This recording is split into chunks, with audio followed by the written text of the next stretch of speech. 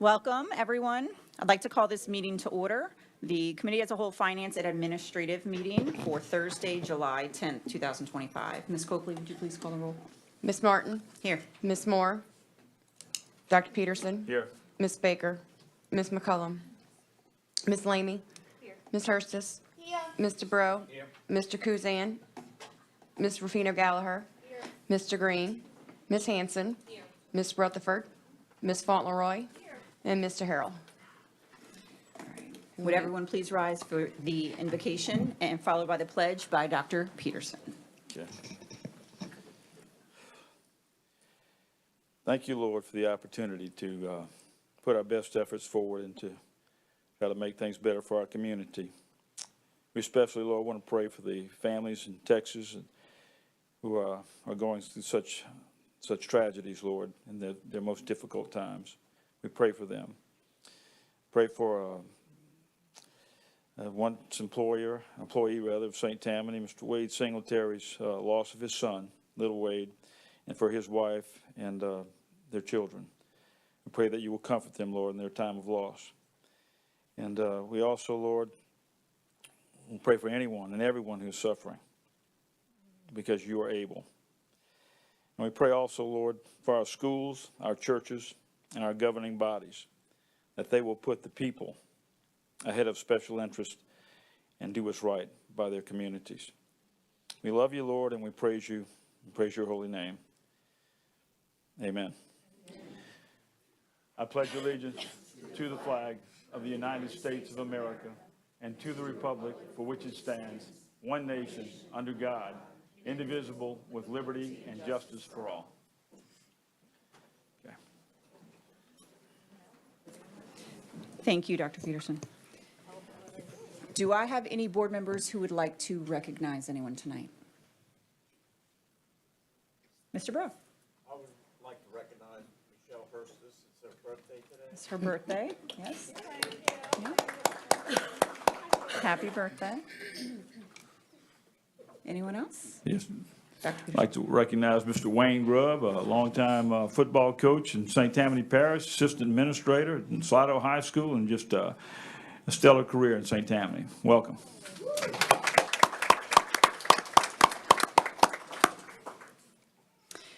And next we have the superintendent's update, Mr. Javia. The board members continue to steal my thunder always. I thought Ms. Gallagher was bad. No, I'm just joking. No. But happy birthday, Michelle. Happy birthday. I'm glad you're able to celebrate with us tonight. And Nice to be 30. exactly. It is awesome to be here with you tonight. It has been busy, as you all know, as the administrators out there and the appointees that are about to be appointed in a few minutes. It's been a busy summer.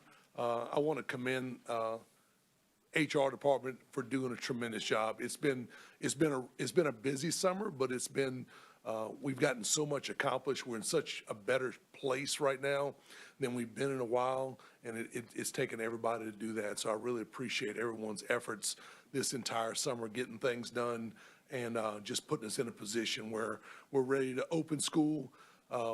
And that's what I'll kind of start with. I had a chance Tuesday to welcome all of our new teachers at New Teacher Induction. It's always a great event. It is wonderful. It is really positive. It's a great atmosphere, but it also means summer is over and it is time to get going. So, but I know they really enjoyed it. So let's take a look at a little video about New Teacher Induction.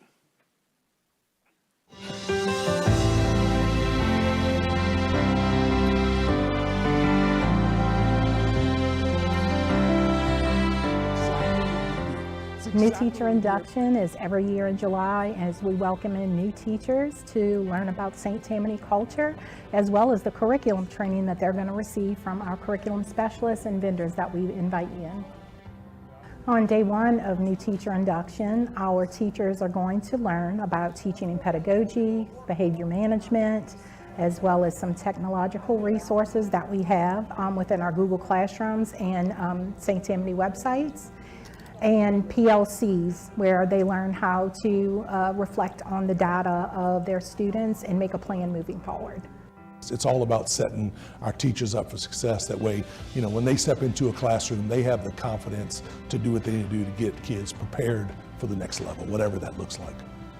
So the St. Tammany Parish school system, I'm super excited to teach in. I really feel like it was made for me. It's very upbeat, very fun. Everybody here seems so, vibrant and colorful and excited about what they do. I'm excited to be part of the teachers in St. Tammany Parish. I'm really thrilled to be able to give back to this community and being able to be here and be in an environment that cultivates learning over test scores and being able to collaborate with other teachers to help students grow and succeed. That's awesome. Truly appreciate everybody that makes that happen. It is a lot to organize. As Wendy said, all of our vendors, all of our administrators, our curriculum specialists, everybody that's there, that's on the same page to do breakout sessions, to do different trainings, and they just set. We want to make sure that we give, like I said in there, we want to give our teachers every tool they have that we can provide so that they can have a successful year. So we are super, super excited about this school year, and I thank everyone for turning out. I think we had over 200 people in the auditorium for the first meeting that I did on Tuesday morning, so it was truly impactful. Also want, I say this all the time, look, as a longtime high school principal, our campuses never close. I tell that to people all the time. We have gates on our parking lots and things, a lot of our campuses, but rarely do those things stay locked. They are usually open because there is something going on our campus all the time. So I want to spend a few seconds just to highlight Fontainebleau High School did a robotics camp this summer to kind of spread. You guys know how much we've been pushing STEM. We've been trying to encourage our students to get involved and to do hands-on activities and get involved in robotics, STEM, and in all aspects of engineering that we possibly can, just to widen people's horizons and try and give them more experiences. So let's check out a little video about Fontainebleau's robotics camp.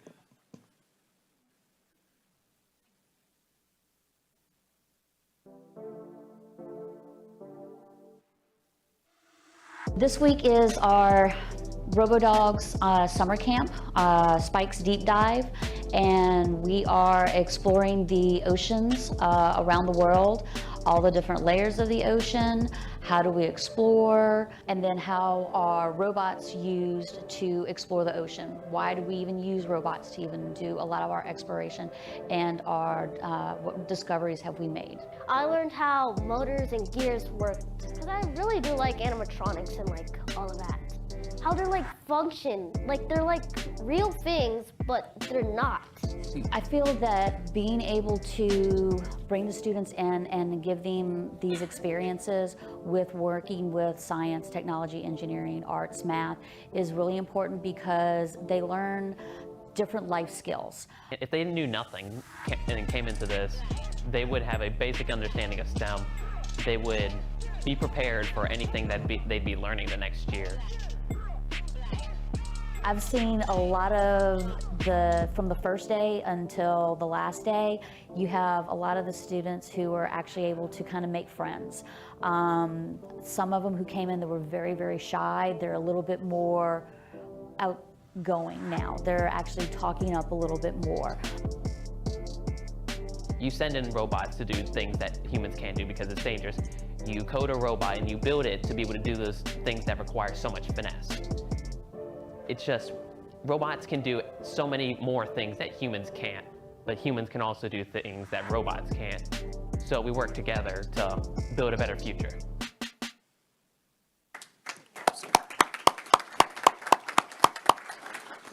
I've just learned so much from our kids across the district. They do so many great things, robotics being one of them. And this board has taken time to honor all of our robotics programs across the district and what our kids are accomplishing district-wide, statewide, and nationally is absolutely amazing. So I just appreciate everybody that makes that happen, from the students who are involved to our sponsors, to all of our people that are partners. We have so many outside community partners that come in and mentor our kids. So I just really appreciate everyone who makes that so special. So board members, we'll keep fighting and keep moving forward. It's been a great summer. And if I can answer any questions for you, I'll do that this time. Anyone have any questions? Ms. Galler? You might have answered it, but I'm not 100% sure if you did. So at the new the new teacher in orientation, we had 200 new teachers or 200 new employees altogether? 200 new teachers. Oh, these Okay. are all teachers, yes, ma'am. Okay, thanks. Yes, ma'am. All right, moving on. Would you like to continue with your special recognition? Sure, I do. Tonight is my honor to recognize our new appointees in different administrative positions. I know they're exhausted from interviewing and going through the process, but it's been a great process. Steve and I decided we would get started a little bit earlier with some of our retirees that we knew we were having, and that has continued, I think, the whole team from March until we see there tonight. But I am hopeful that we have finished that process so that we can get ready to go and get ready to start a great school year. So I'd like to start off by recognizing our first appointee, and he is our new Director of Maintenance, Mr. Gary Hoover.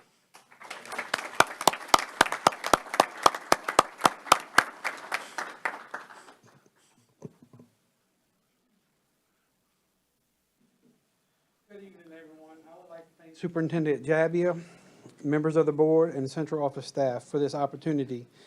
It is an honor to serve as Director of Maintenance and Custodial Services. I also would like to thank my beautiful wife and family for their ongoing support throughout my career. I would not be the man I am today without them. I'd also like to thank my current and former maintenance staff for their hard work and support. I value all the friendships I have gained through my career here in the system. Lastly, I would like to thank God for the many blessings I have. Thank y'all. Thank you, Gary. When any of Gary's family friends, please stand and be recognized. I know Stacy's here. There you go.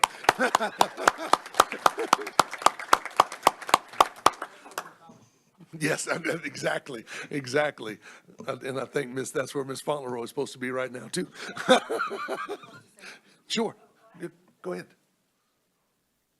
I just wanted to congratulate Gary. Gary has probably had the misfortune of having to work with me for about, Gary, 25 years ago we met? I was appointed at Lee Road, and he was in our maintenance department, and then he's moved up through to foreman and on up, and he probably regrets that I've had his phone number all those years. Called him on Friday nights, Saturday nights, Sunday nights, a whole lot. My favorite one, I have to tell everybody, because you're going to appreciate this going into the hot summer opening school. He stood outside our gym in about 100-degree heat for 8th grade class night. I don't know, I can't even say how many people were in that gym. And someone, against Gary's advice, turned the AC down too low and it froze up. And he stood there with a hose for an hour and a half burning up to keep those AC units from freezing up.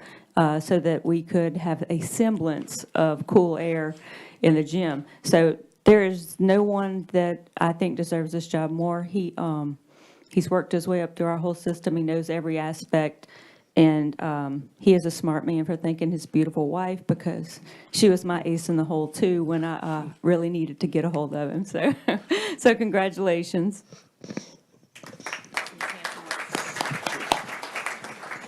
Well, not only did he have the fortune of working with you as principal at Lee Road, he was so fortunate to have to work with me at Pitcher Junior High. And Pitcher Junior High, before it had all its remodeling in 2008, or 2010, it was very old school, very old school. And I also had his phone number and called quite often, and he was always there. So, and always very gracious and helpful, and always seemed to be in a good mood despite the many challenges that arose. So thank you, Gary, and congratulations to you and your beautiful family.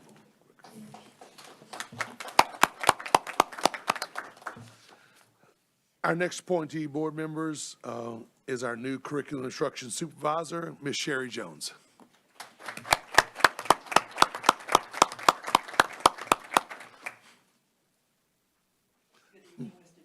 Board administrators, and school board members.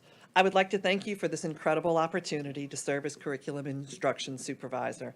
I'm excited for the challenges as I take on my new role.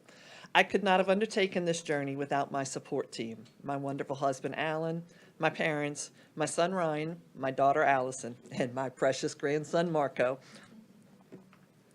I cherish their unwavering support throughout all of my endeavors.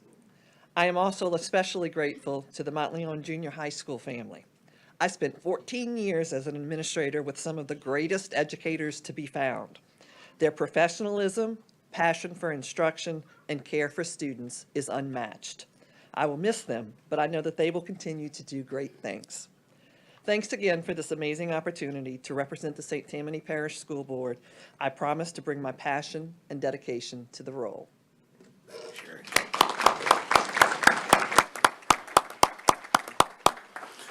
Will Sherry's friends and family please stand and be recognized, please?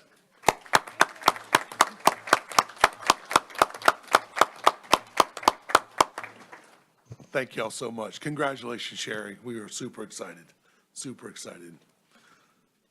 I'm going to move on to assistant principal at this time. So our brand new assistant principal at Bayou Woods Elementary, Ms. Taylor Conway.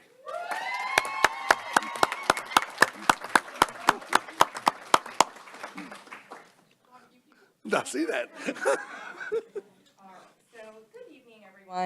I stand before you tonight with a heart full of gratitude and excitement as I formally accept my position as assistant principal at Bayou Woods Elementary. To my family, thank you for your love and encouragement because it has always been a foundation. To my patient and very supportive husband, Ty, you have celebrated my successes and lifted me up during my challenges, and I would not be standing here tonight without you. Thank you for believing in me and for always being in my corner. I also must extend my appreciation to my past mentors at Honey Island and Shataima, to Mary Jane, Gina, Rachel, Paula, Allie, and Latrice. You have all challenged me, mentored me, and helped shape me into the leader I am today. I am forever grateful for the experiences, opportunities, and lessons that I have learned, and I will nurture all that you have instilled in me and utilize it to guide me in my new role. And when I don't know something, y'all better answer your phones.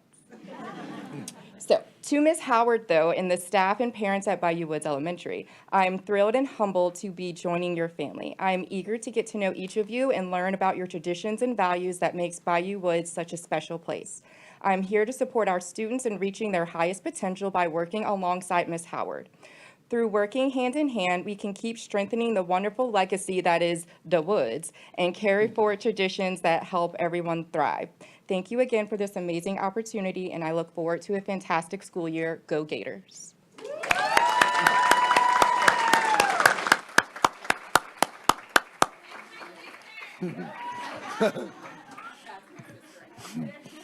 Will Taylor's friends and family please stand and be recognized, please?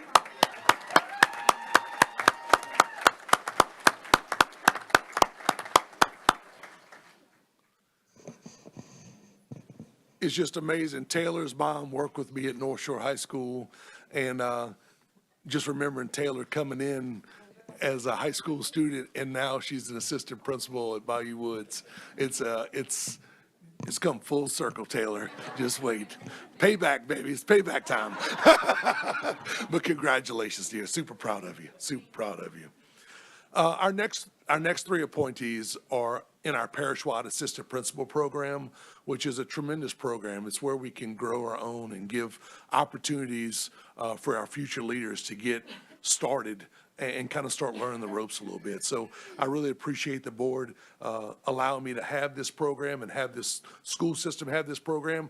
I share this program with superintendents when I have my meetings. They ask me, what do we do? And I explain the program we have, and a lot of them are trying to model this same program. So it has really been super beneficial to us, and it has brought a lot of experience to people that were needing it instead of coming straight out of the classroom, which is extremely difficult to do.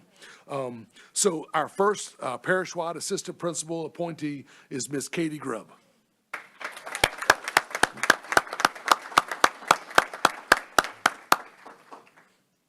Good evening. Thank you, Superintendent Jabbia, Assistant Superintendents, school board members, and all administrators that are here tonight. I have had the honor to work in our district as an elementary teacher for the last 7 years, and I am beyond thankful and excited to begin year 8 with our district as a parish-wide assistant principal.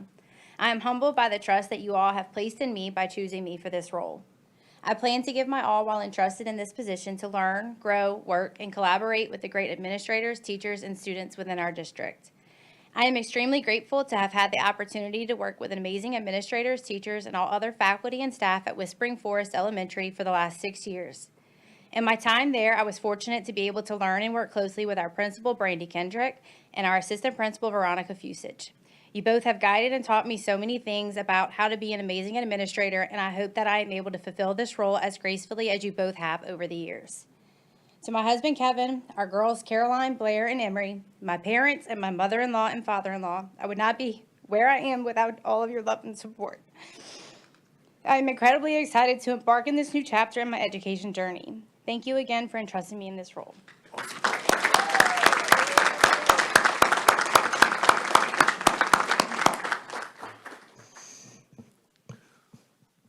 Will Katie's family and friends please stand and be recognized, please?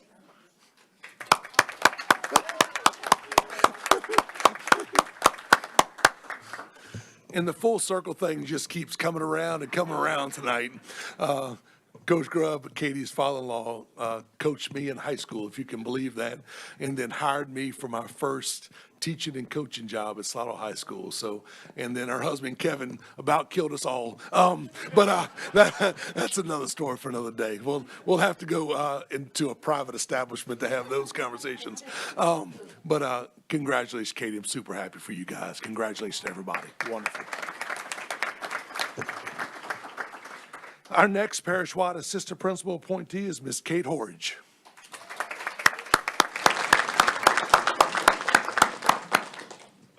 Good evening. I stand before you today incredibly honored and deeply grateful to accept the position of parish-wide assistant principal. This is not just a professional milestone for me, but a full circle moment. First and foremost, I want to sincerely thank Mr. Jabiat, Mr. Alfonso, Dr. Langlois, Ms. Gardner, Ms. Jenkins, and our entire school board for believing in me and entrusting me with this opportunity. I look forward to working alongside all of you to continue the legacy of excellence in our school system. To my mom and dad, thank you for raising me with the values of hard work, faith, and perseverance. To my husband, Griffin, thank you for your unwavering support, encouragement, and patience. And to my children, Brady and Hayden, you are my greatest inspiration and the reason I strive to lead by example every day. To my twin sister, Kelly, and brother-in-law, Chase, and my brother, Scott, and sister-in-law, Allie, thank you for always being there for me. Your support means the world to me. To my Fifth Ward, Lee Road, and instructional team, colleagues, and friends, thank you for walking beside me throughout the years, for mentoring me, challenging me, and believing in my potential. I wouldn't be standing here today without your support. This school system has made me who I am today. I was a student here from kindergarten at Mandeville Kindergarten throughout my high school years at Mandeville High, and I've had the privilege of serving as an educator since 2009. I'm filled with pride and purpose as I now take the next step to lead and serve in the very same system that shaped who I am. Thank you all for this incredible opportunity. I am truly excited to begin this next chapter, and I'm committed to working hard, listening well, and leading with integrity, passion, and heart. Thank you. Thank you, Kate.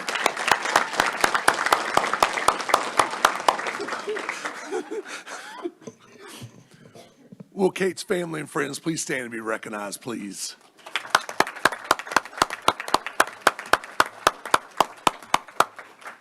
Kate, congratulations. We are super excited. Thank you so much.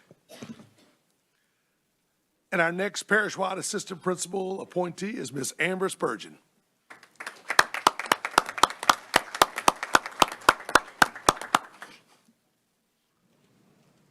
Good evening. I'm truly honored and thankful for the opportunity to serve as parish-wide assistant principal for St. Tammany Schools. I appreciate the confidence that you've placed in me by appointing me for this position. I previously have served in the state of Alabama, have 9 years of experience. So coming here, being able to experience a new school system, I was able to teach at Little Oak Middle School for the past 2 years and greatly enjoyed my time there and appreciate the opportunity to be there and everyone that was so good to me and welcomed me into St. Tammany Parish. So I am looking forward to continuing great work with our students, staff, and community in St. Tammany Schools. Awesome. Thank you, Amber.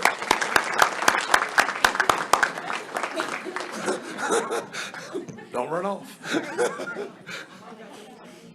Will Amber's friends and family please stand and be recognized? There you go, Dave.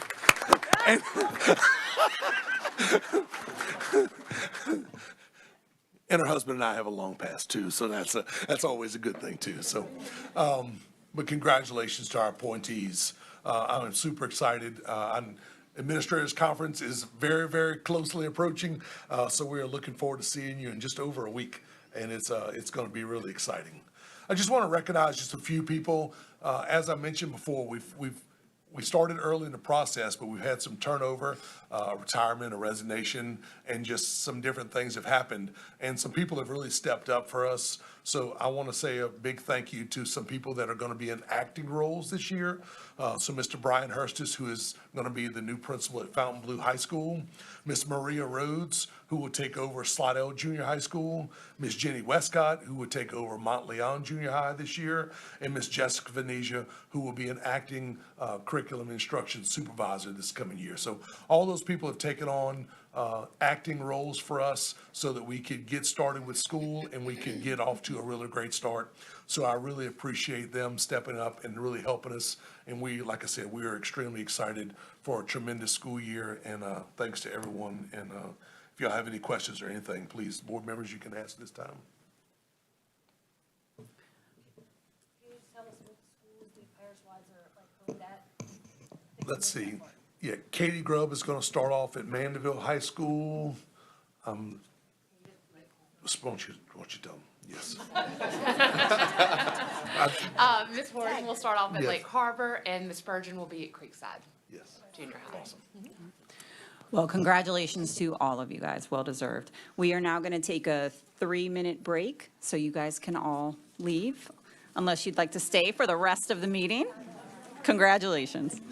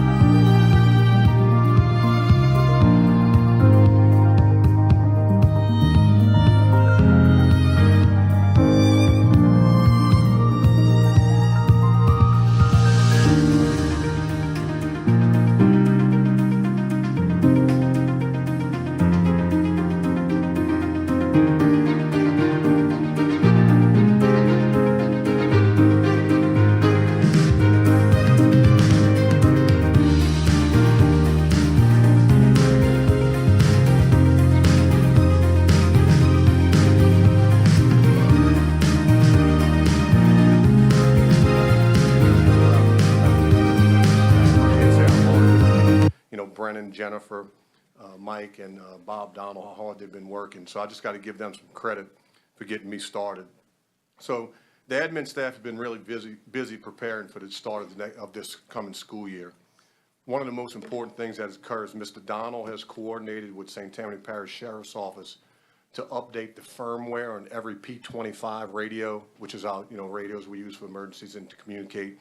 So they've all been updated, and he has coordinated to redistribute the P25 radios back to the principals at Administrators Conference. Food services, I have a short statement I'd like to read that Ms. Lelaine provided. She said, thanks to our collaboration with the summer school and extended school year programs, the food services department successfully supported meal service for the students attending these programs. As we look ahead to the new school year, our team is excited to roll out updated breakfast and lunch menus. These menus will meet our updated USDA guidelines, but are based on feedback from student taste testing. We're optimistic that these new offerings will encourage greater participation and address the concerns raised during the previous school year. So thank you, Ms. Lalonde. As you all know, it's a busy time of year for our maintenance department. So I asked Mr. Hoover to give me a short list of some things he's been doing. Some of these jobs are in collaboration with Cameron and her staff, so I'm just going to read a short list of what they've done so far to get the school year started. And this is besides checking every school and checking ACs, which is, as we know, is most important. So at 6th Ward, he replaced all AC units in the 100 and 200 wing. Abney, they have new sidewalks. Abney Early Childhood repaired raised sidewalks. Boyette replaced all ceiling tiles in the cafeteria. Brock installed new flooring in administrative offices. Florida Avenue replaced all bathroom fixtures in the 300 hall. At Shadaima, replaced the flooring in the front office. Lyon Elementary resurfaced the main walkway outside the office and library areas. Fountainblue Junior, new flooring in the conference room and reception area. Pontchartrain Elementary replaced flooring in office, hallway, and reception area. Lee Road Junior High repairing plumbing in office bathrooms. Fountainblue High, Abede Elementary, Salmon, Boyette, Slidell High constructed walls under the guidance of St. Tammany Parish Construction Department. So this is in collaboration with Ms. Tipton. Slidell Junior High replaced the roof portion on the exterior walkway. Slidell Junior High updated and repaired existing water line to the 100 and 200 wing. Mandeville Junior High Pro Start Kitchen provided power to 2 stoves, and they had various other summer projects that they performed. Also, which is very important, as we all know, they had purchased 60 portable air conditioning units. The units are on standby in the event we have outages to start the school year. So thanks to Mr. Hoover and his staff for getting these things done, and it's a continuous project to get the school year started. This is just a list that I was thinking as I'm embarking on this new thing, that, just to get some short details of some projects that they're doing so I can inform you guys, I'm sorry. But this is not something that is taken away from what Ms. Tipton does, because we all know the job she does every day. So thank you. That's a short administrative update. Thank you, Mr. Alfonso. Do I have any questions from board members? Ms. Hurstis? Thank you for that extra update, and I do appreciate that they got some extra units for the ACs, because I know last year we kind of had a rough start with some of the air conditioning units and everything. With the taste test with the students, passing it on. So when they say taste test, I mean, how positive was that? Because I got to be honest, I'm hearing from parents and students that there's a lot of food thrown away. I understand. And that's a lot of wasted money. And especially now that we're spending this money on free lunch and stuff like that, how much do you see us throwing away?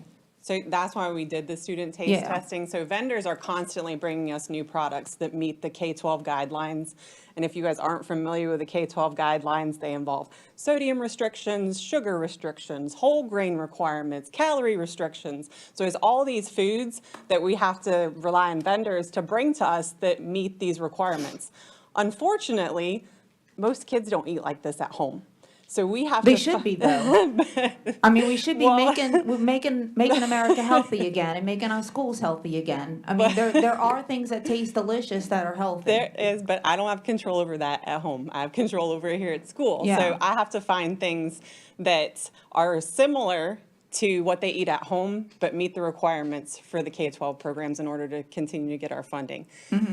There's some items that we previously had on the menu that were received well, and I brought some of those things back. I think they were cut because of some of the COVID distribution issues. I can't speak to what happened before I was the director exactly, but I think those, were cut for that reason.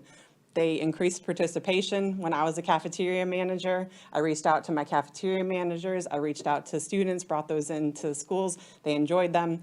When our bid came back, they were at a reasonable cost, so they're back on the menu.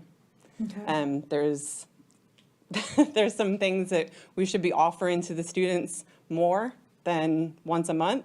Those are going to be once a week items. Pizza.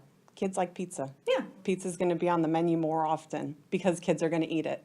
Because no one's feelings are more hurt about the waste than mine, because Right. my staff put so much work into it, and I know the physical labor that goes into each of those meals. So it was my passion this year to make a menu that wasn't going to go in the garbage.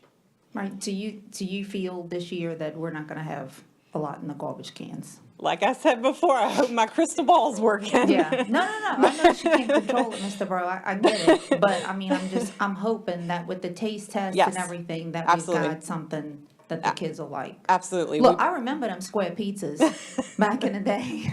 That was the favorite, You know- We used to stick our finger in other people's pizzas so we can steal it from them, Don't do that, kids. They're not square I'm anymore, saying. but we do have some menu items that maybe have some more, brand recognition and are available on the commercial side in the grocery stores, but also have K-12 products. And so those are a few of the items that we've brought in.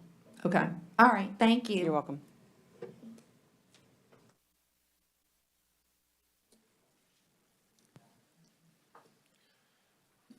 Before you have your monthly maintenance and custodial report, Mr. Hoover's here to answer any questions. Do any board members have any questions? All right. Thank you, Mr. Alfonso.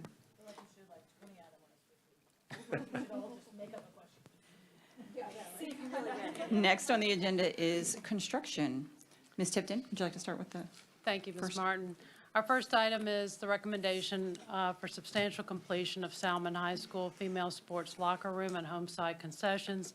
That is St. Tammany Parish School Board Project Number P0435. This is subject to the architect's recommendations, submission of all regulatory requirements, and approval of Superintendent Javia.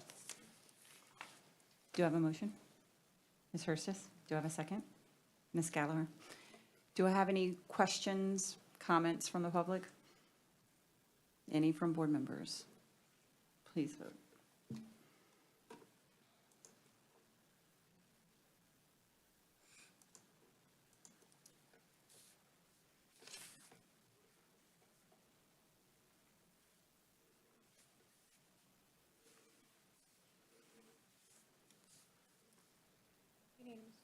That passes unanimously.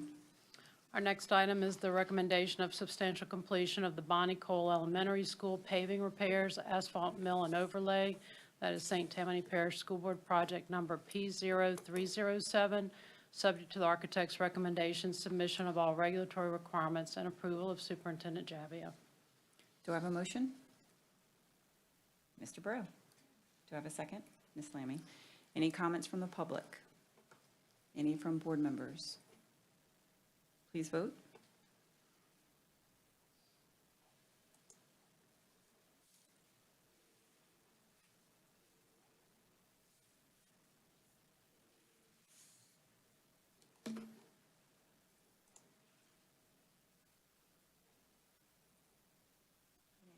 And that passes unanimously. Our construction report, the report itself is on board docs. The contractor for the termite damage repairs at the gym locker rooms for St. Tammany Junior is nearing completion. The contractor for repairs for the Brock Elementary Library floor relative to termite repairs is complete, and we expect final inspections from the City and Fire District on Monday. At Mandeville Junior High, the contractor for the gym locker room renovation has started the sheetrock installation, and they're setting the HVAC units. At Folsom Elementary, the walk-in cooler is set. Setup is scheduled for late next week for that unit. The interior work in the old walk-in cooler location is nearing completion for use as a dry storage room. The bus canopy for Lyon Elementary is near completion. The Sawdell Junior High Student Services Office relocation is being inspected for use. The roll-down doors of the interior windows are expected to be delivered before school starts, and the new set of storefront doors are expected later in August. The contractor for Covington High ProStart renovation is running new plumbing and gas lines and is preparing to pour the utility trenches back in place. The roofing work is underway for the Sawdell High walkway canopy replacement. That was also some termite damage. We also demolished the 5 portable classroom buildings at Sawdell High. The roofing for Alton Elementary Gym, Wood Lake Cafeteria, and Abita Middle are very near completion. And we re-shingle, re-roof the library classroom building at Shataima, and we'll be starting the Classroom E building at Abita Elementary on Monday. The contractor for the Abney Canal crossing and driveway work is prepping for a concrete pour at the canal crossing. And the contractor for the Abney Early Childhood Center canopy and sidewalk at Costmeyer has the new drainage system installed, and they're planning to start forming for the sidewalk and canopy footings in this next week. The canopy is in production.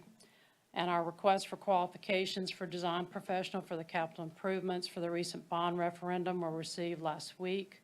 They're being delivered to the committee members. Our office will be getting all the projects either completed or buttoned up before school starts. Thank you, Ms. Hipton. Do we have any questions from board members? Only because he's not here, I feel like I should ask for him. The St. Tammany Junior termite thing, like on here, it says the revised contract completion date should be August 2nd. Do we feel confident that that's going to happen, provided weather or whatever? They're very near completion, and then they'll be getting final inspections, so we should make it without any problem. Okay, thank you. Thank you. All right, thank you. Next, we have on the agenda the Audit Committee update by Mr. Broom.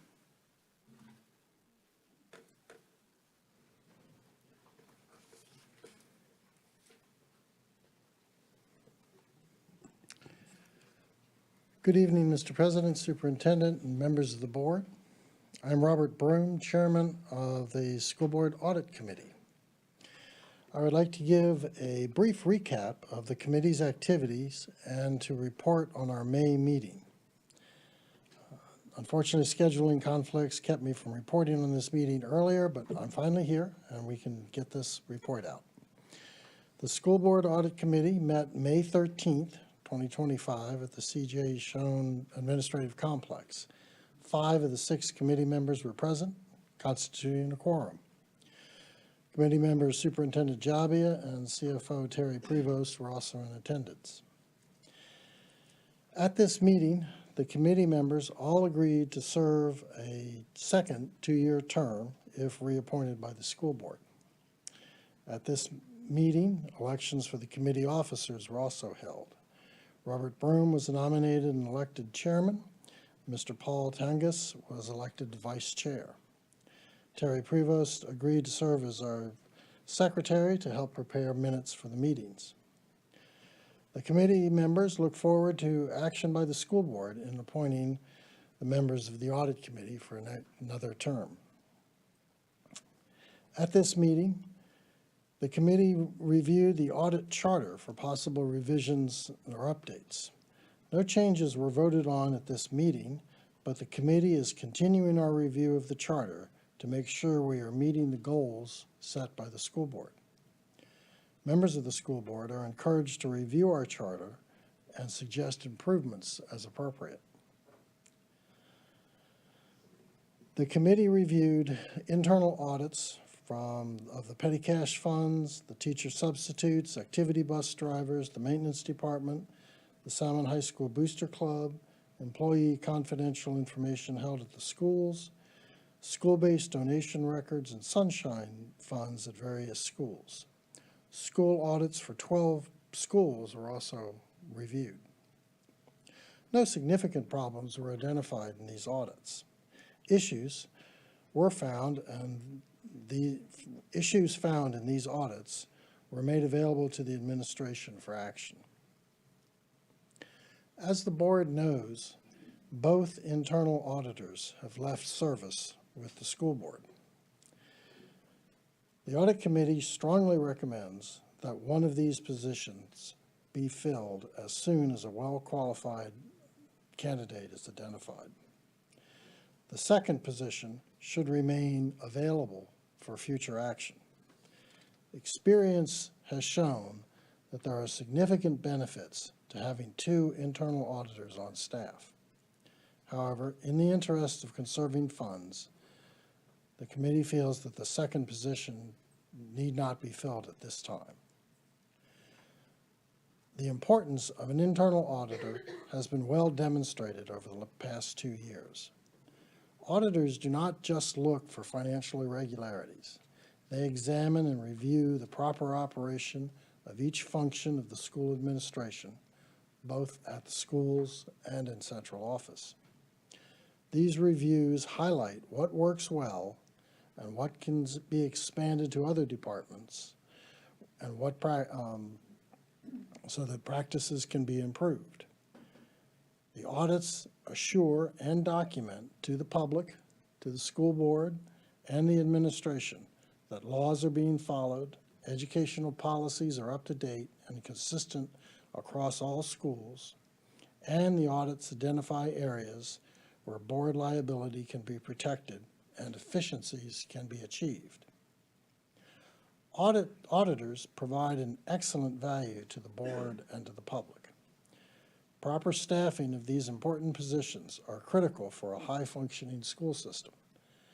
The School Board Audit Committee stands ready to assist in continuing this important work of the school board. And that concludes my report. Thank you. If you have any questions, I'd be happy to entertain them. Thank you, Mr. Broom. Do I have any questions from board members? Yes, Dr. Peterson. Yeah, Mr. Broom, I noticed in one of your reports that there was some concern about the time frame from the time funds were received and then they are documented by the bookkeeper. And that Yes. little lapse of time, and you noted that. Is that something that we're improving on, or is it something that seems to be a issue? That is a continuing challenge. The requirements are strenuous. Getting the documentation, getting those funds documented properly, the requirements are strenuous, are challenging. And it is a continuing problem with the schools.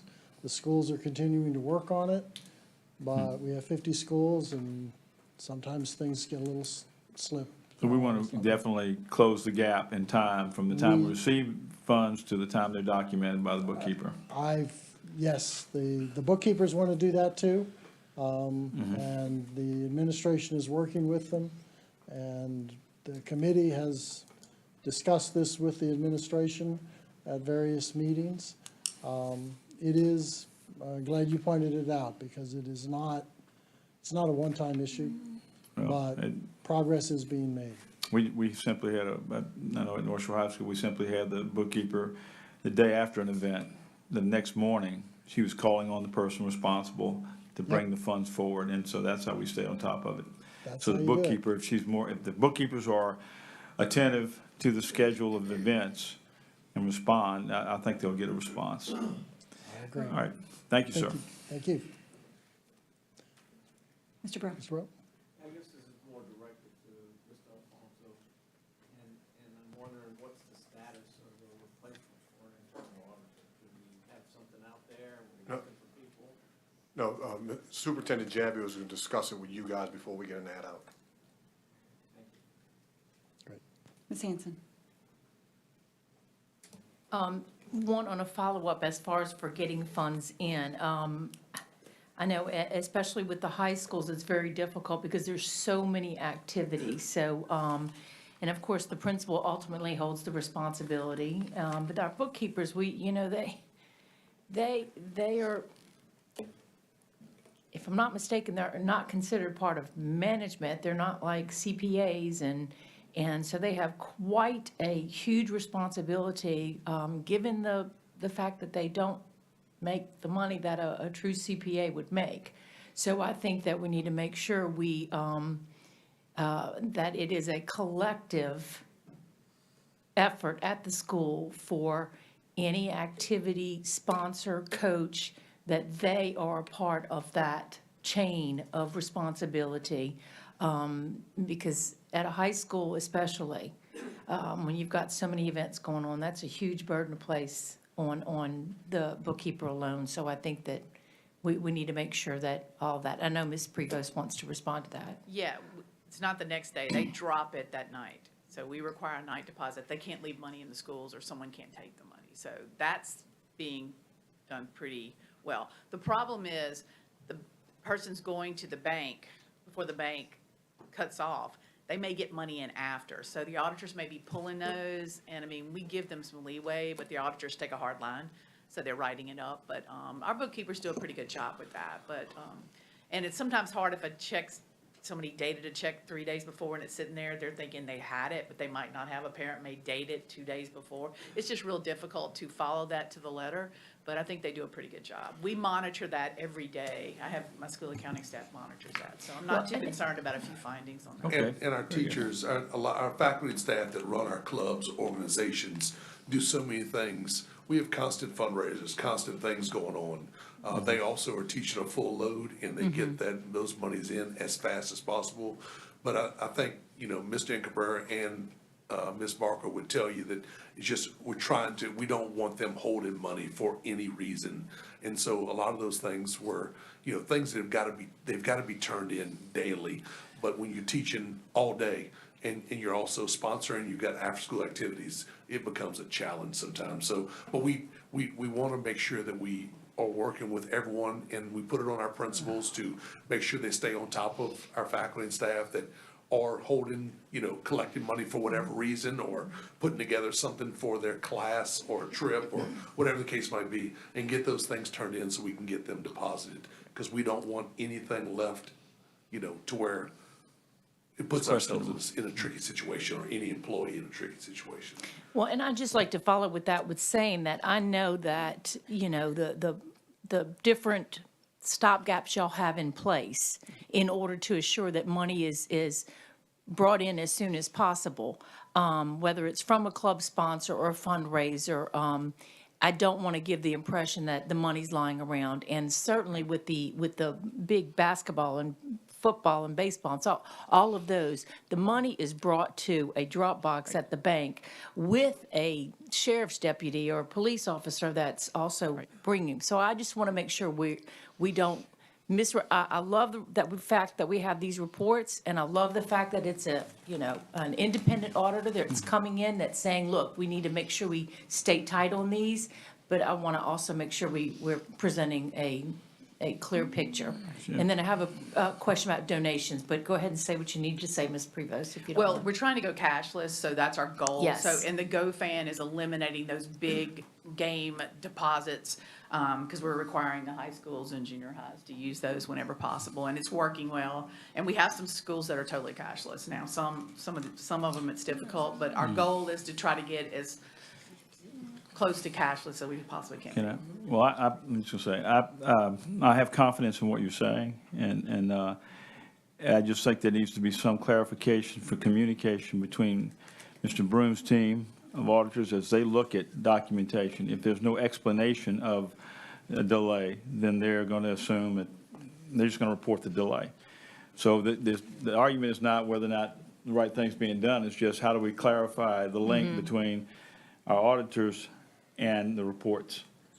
So I'll leave that up to you guys. Thank you. And a question about the donation, because this is something that I just need clarity on the donation. When things are being donated, whether it's, a large donation, I don't know what large, but, I know I've made donations to some of my schools to help them sponsor different things at their schools, and they give me a letter, and it's, they get it signed by the superintendent, it comes to me.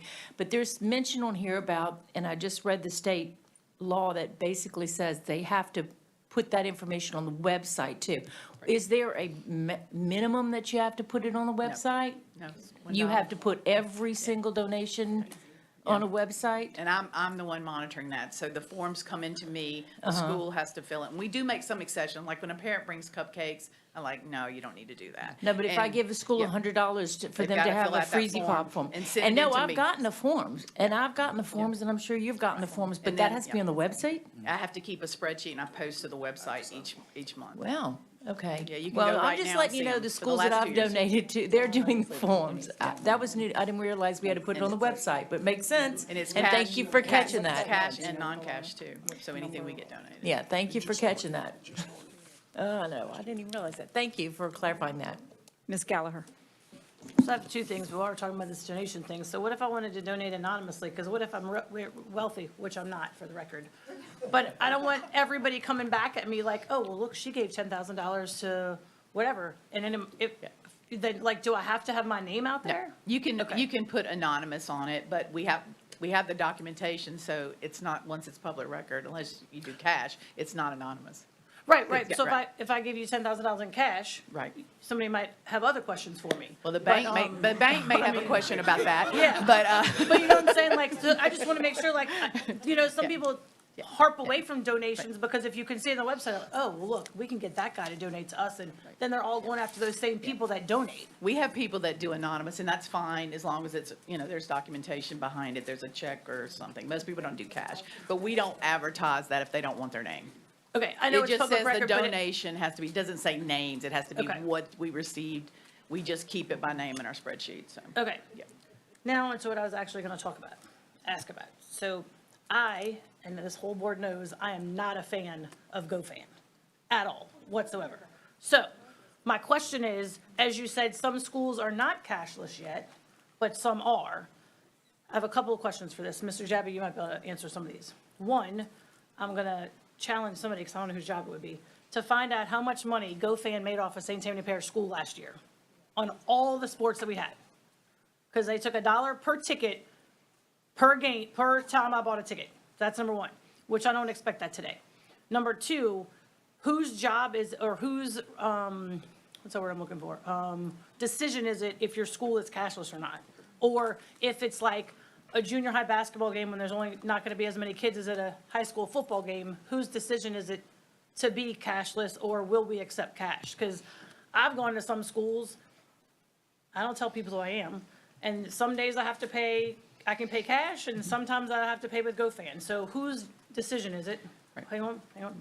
Then three, if I recall correctly, at one meeting when we talked about this going cashless, it was that, so the person that we were paying, it was costing us money, or the booster club, or whoever, to pay the person at the gate. So now it's the administrator's responsibility. All they do is check your phone and do that. Well, the same person that collects at soccer games is still collecting at soccer games for us. No offense, Gallagher, I hope you're not watching. But, so where is it to where she's still getting paid by somebody? So the whole idea was that we wouldn't have to have that person anymore. It would save somebody money. And that's not how I see it. So those are my questions for now. Yeah, well, Since somebody brought it up. yeah, the principals ultimately decides at this point that whether their school is cashless or not. The GoFan, we are requiring for high school and junior highs, because we're paying for that. I can get you the fees. I've got it for someone a while back, so I have that information. What do you mean But we're paying for it? You said it's a program that we pay for. I mean, it's a fee to pay for it. Then there's fees that come out. I mean, it's saving us money. You've got to remember that people have to administer that. You have to look at time cost. So being able to do it cashless, plus security and safety, all of that has a cost. So it's not maybe a cash cost, but, yeah, it's a cost. Right, and you say all this, but I know I'm devil's advocate, but there's still the same amount of police officers at a football game, whether you pay cash I'm or not whether you talking pay- about that. I'm talking about a bookkeeper having to do a deposit and all Okay. the different things that come into play. Somebody's taking it to the bank, there's a gas cost, all those things come into play. And high schools all over this state are going cashless. We're probably behind the times on it.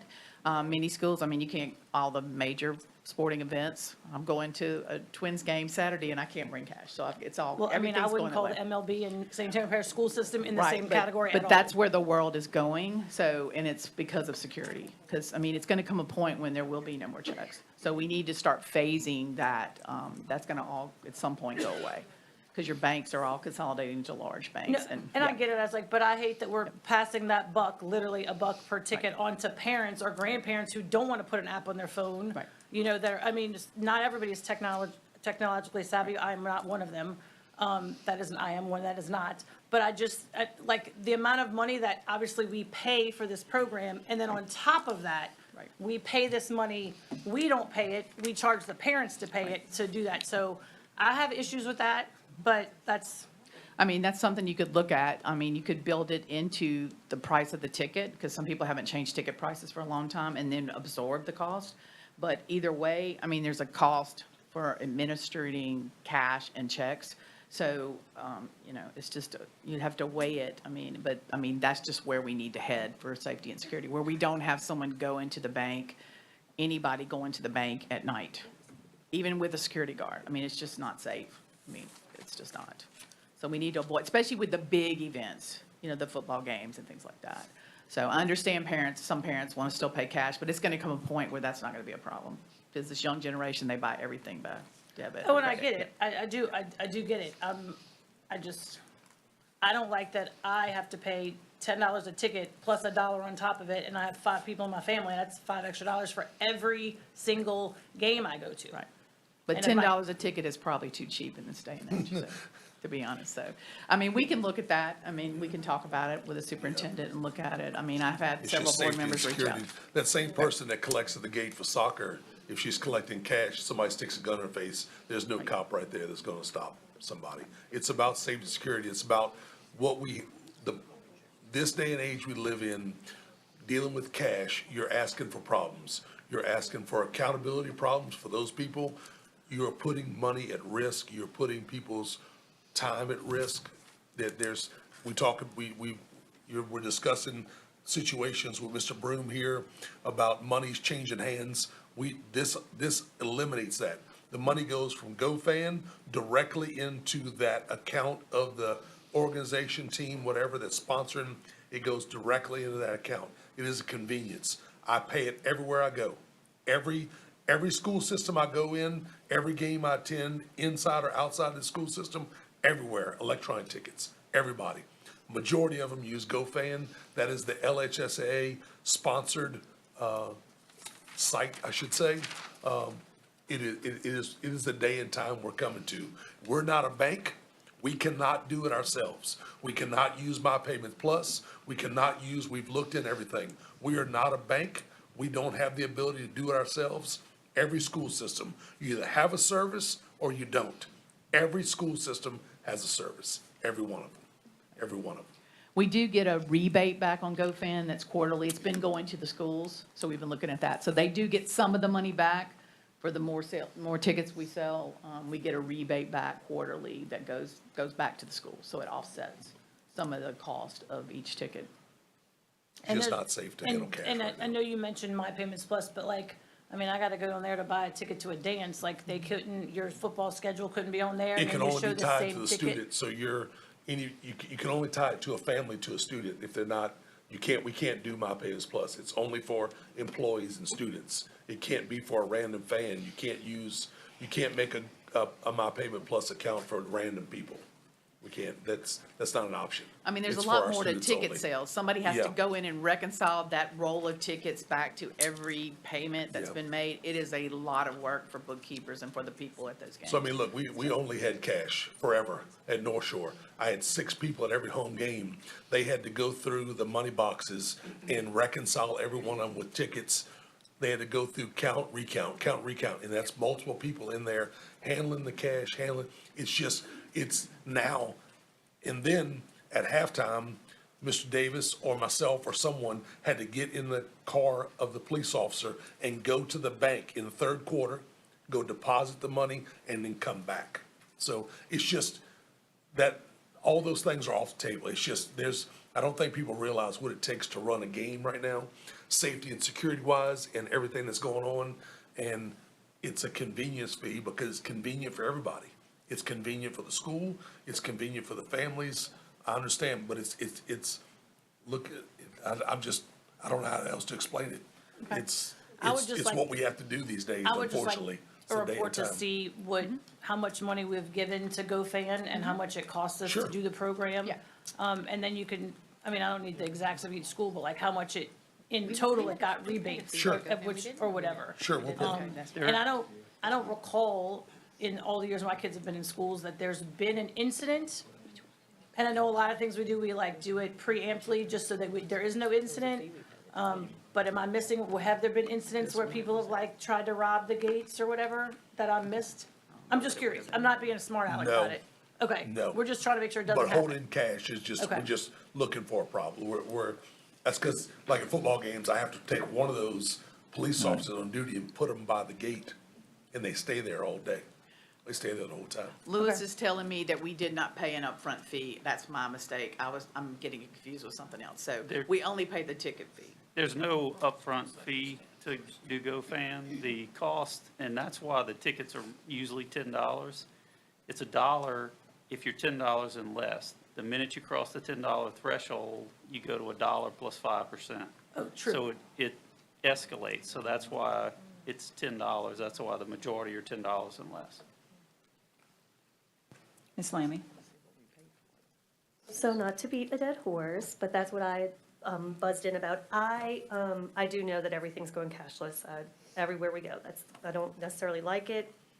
It scares me, but it is what it is. My concern, and I did talk to Terry about this a long time ago, but I had a friend who is also a local business owner who has helped to launch our wrestling program. And he was spending a lot of money out of his pocket just to do that at these high schools. His kids don't go to our high schools or weren't in them, but investing money to have these big things. And then he called me saying that he found out that this GoFan was getting 40% of the ticket price, which when I talked to you, you said that was not correct. But he was very frustrated saying, why would we be paying when we're asking for people to donate and to give money to help build these programs? So I would just ask that we search around to see if there are any other, I mean, if not, I feel like I should get somebody to launch one for me because this is the way everything's going, right? So we don't need a monopoly. If there's any other company that we could look to see if there's a lesser, there may not be, but eventually there should be. So just to keep that in mind, that we keep getting, I mean, of course, that's what we would all want, but just to keep it in mind to look for that. Anyway. Mr. Harrell? Thank you, ma'am. As a parent that attends these events, the cashless does kind of stink. And it's hard to explain when you have other people coming in to how to use GoFans and how to do everything. But we already have a method of doing cashless in my wallet. Like, is there a reason why we're not doing credit cards instead of? We are piloting a credit card system in this building in HR. We just got that started. My goal was to bring it out to schools for the inside office, but I believe the fields, there's no internet connection, so that would be a problem. So that would be something we'd have to figure out. Okay. But yeah, because the people are asking me for concessions, they want to use credit cards. But there's a fee with the credit card too. So yeah, it's. And you're also collecting credit card information that would be stored on a device, which then now you've got to meet PCI requirements. And I'm involved with a local rec facility, so we had that same issue with gate fees and people monitoring and collecting it, in much smaller amounts, and I know we're not required to charge a gate fee, so it was easier for us to quit collecting gate and maybe hoping that $3 that they were giving would be spent in concession. Right. So I appreciate the issue of trying to track it.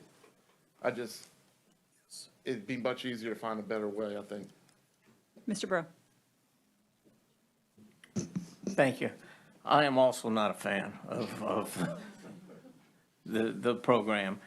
I mean, in some of these junior high schools, they don't, a off event like a junior high soccer game, their tickets aren't $10. They're like $3 or $4, maybe $5. Well, if you're paying $1 on top of that $5, then you're going to hit that 40% of the ticket price. Granted, we're not losing money, but all the parents and all the people who are buying these tickets are losing money. So it doesn't cost us, but it costs all the citizens here. I'm in favor of going cashless.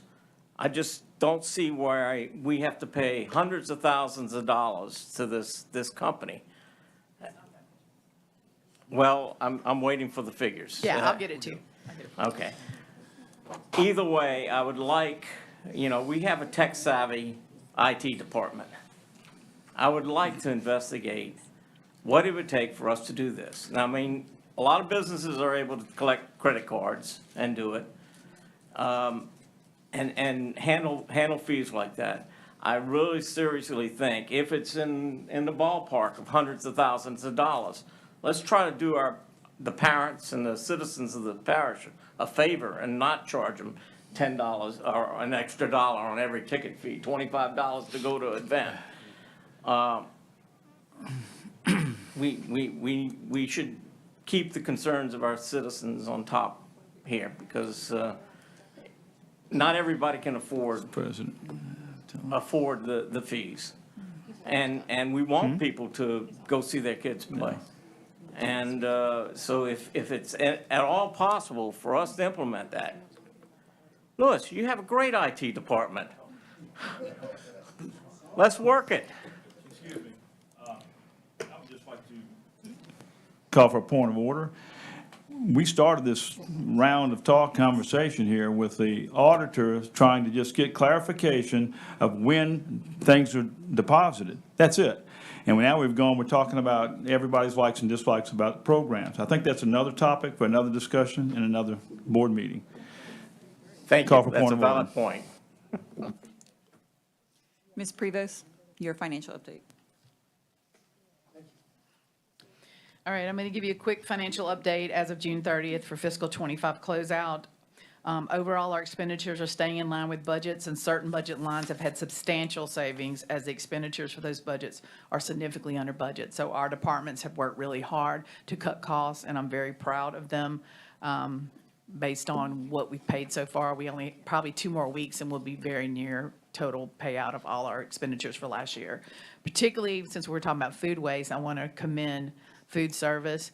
Their fund is almost totally closed out, and they're going to end with a fund balance of over $500,000, and I was not anticipating that. So she is be commended. There's no waste. So with those substantial savings, it was going to reduce the overall projected deficit. Self-insured health insurance is doing very well, continues to do well, and it appears that we will have a surplus in the health insurance fund for the first time since 2007. So we'll be able to put that surplus, it has to close back into general fund, so that's going to reduce the projected deficit even further.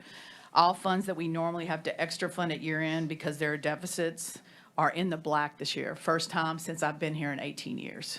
So that's tremendous. And it's mainly due to cost cutting and some unexpected increases in revenues in some of those funds. Sales tax revenue as of today are more than fiscal '24 sales tax revenue to date by approximately $3.3 million. In the fall and last spring, we were seeing declines, so I had budgeted less, so that is tremendous, that we're up 2.49% over last fiscal. That's going to deeply contribute to reducing our deficit, I projected. Just for May alone, we were up $415,000 or 3.5% over last May. So we hope that continues. It's an exciting trend, and that's very beneficial. It's also, since I'm up $3.3 million, we had a $3 million loss in MFP. That's going to totally offset that. So that's very exciting. Ad valorem tax revenue as of today have exceeded my budget projection by around 2.8%. So I budgeted less than we actually collected, and we have one more payment before the year's closed out. So that's good news. We are still paying invoices for fiscal '25 for the next, we'll go through the end of August, but usually we're wrapped up right around the end of July. So I'll be able to give you a much better estimate of where we are. But we have some very positive financial trends going on, and mainly thanks to departments and the revenue increases. The taxpayers are out there spending money, which is great. I'll answer any questions you have. Thank you, Ms. Prevost. Ms. Gallagher. Did I hear you correctly that we we're down $3 million in MFP? Yes, our adjustment due to loss of students for October and February cumulatively, we were cut $3 million. And how many students is that roughly that they're saying we lost? I want to say it was 450, yeah, something like that. We lost 450, but that's a statewide trend and a nationwide trend, so we're not the only people. So losing 450 students this Yes. past year? Right. Okay. Yes. Thank you. All the school district in Louisiana have lost students. I mean, so everybody is getting declines in MFP, unfortunately. Any other questions? All right, Ms. Prevost, would you like to continue with the resolution? A resolution was sent to you to adopt a portion of Executive Order JML 24-114. That's the governor puts out an executive order that gives some exclusions for purchasing. Every governor does it. So I provided you with the executive order, the new resolution I'm proposing, that, and the old resolution that one will replace. The new executive order prescribes procedures for small purchases in accordance with Louisiana Revised Statute. The order, if you look on page 4, section 5, allows for the procurement of various small purchases that may be procured without competitive processes, meaning without RFP or bid. It's just a convenience. It's very specific items. The previous ordinance passed by the board in February of 2021 only included one of the exemptions that was available in it. We didn't opt to even look at the other exclusions, so we just adopted the part that relates to publications, which would be textbooks, including electronic publications and subscriptions. So we adopted that, so we didn't have to do a competitive process. We do a competitive process, but we're not required to follow state law by relying on the governor's order at the time. So looking at the new executive order and at the other small purchases, a lot of those did apply to us, some repairs and different things that would benefit us. So it makes it easy for us to do it without a competitive process. So I believe it's cost effective to adopt the whole small purchase exemption section, that's section 5. So that's going to save employees time, and we're going to be able to do purchasing more efficiently with a minimal increase in cost because it's small dollars. And there's 33 small purchase exemptions in that order. So in order for the school district to use the exemption, executive order JML 24-114 must be adopted for the section 5 by the school board as outlined in the resolution. And I'll be happy to answer any questions. Do I have a motion? Ms. Hanson, do I have a second? Ms. Fauntleroy? Do I have any public comments? Any questions from board members? Mr. Breaux? Does this conflict with any of our other policies? Because I know we have our own limits that we set, and some of them are more stringent than the state requirements. Will we have to go in and modify some of those? No. So this is completely exclusive of our existing policies? Okay. Yeah, it's, most of them are very specific type things that won't conflict with our policies, and textbooks were already in there. That's the big one. So that's already been in our policies for a long time. Okay, thank you. Ms. Hurstis?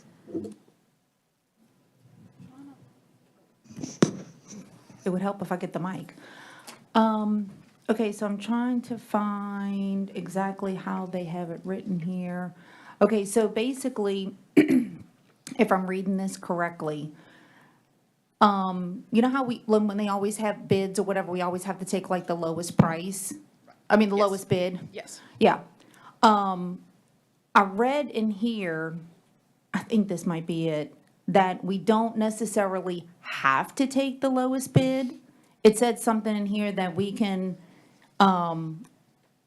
like maybe take it because of if it's a veteran-owned or if it's a small entrepreneurship or something, like if we don't necessarily have to take the lowest bid. Am I reading that correctly? You are, but we're not adopting those sections. They're very difficult to implement. You have to go out and search for women-owned businesses, veteran, and it's just very difficult.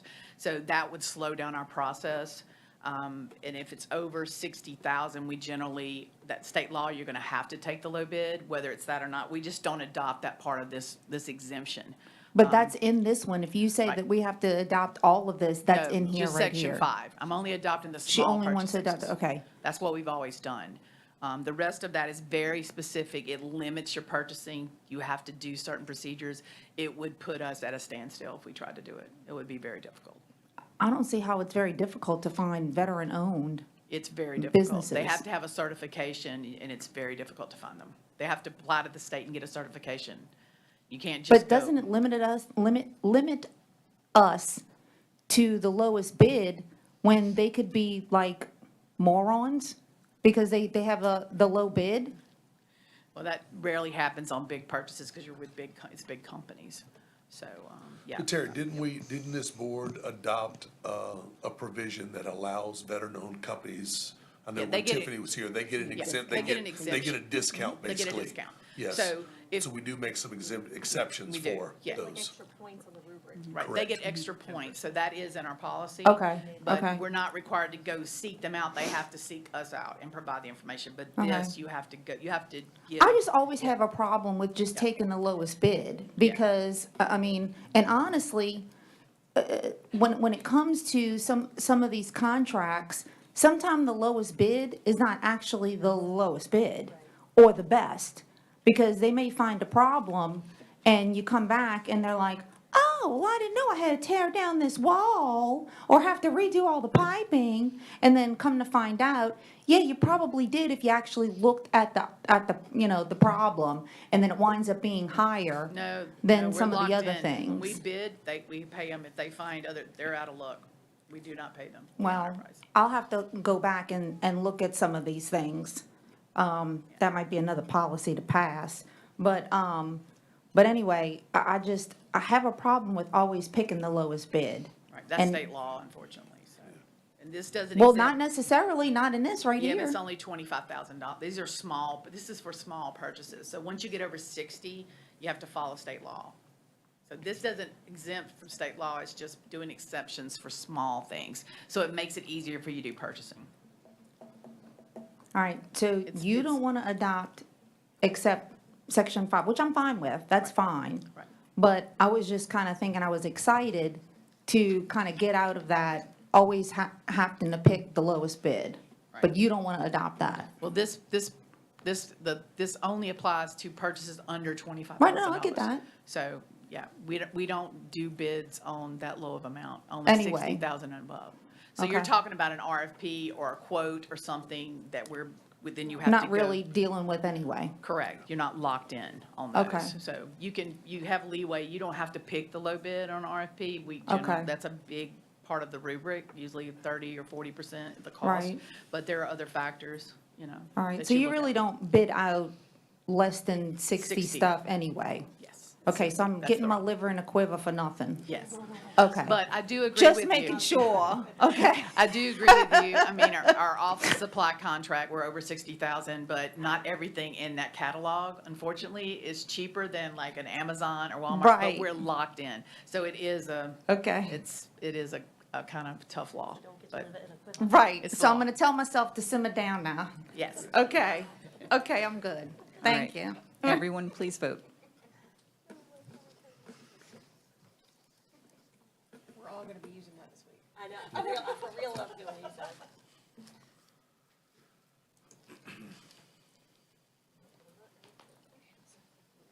And that passes unanimously. Next is the monthly financial statement.